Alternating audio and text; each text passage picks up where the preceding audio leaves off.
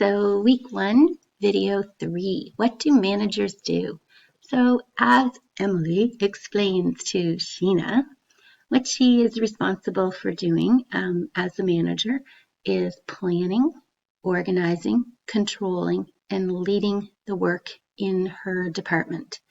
Again, do the reading in slides 10, and you'll learn a little bit more about what each of these responsibilities involves.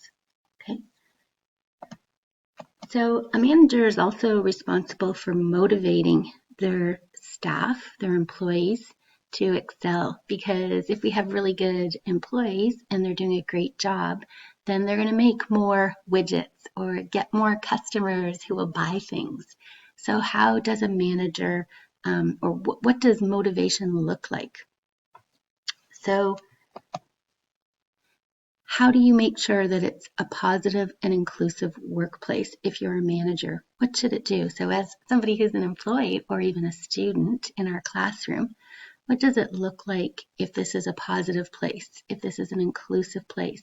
Because then you're going to work harder and you're going to excel and you're going to be successful. We're going to all be happier. So what should that look like in our classroom?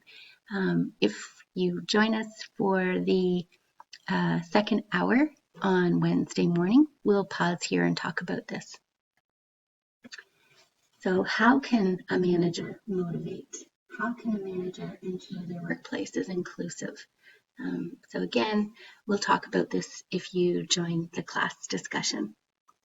Okay, so some of my suggestions are down here at the bottom of the screen, but we'll talk about it during class.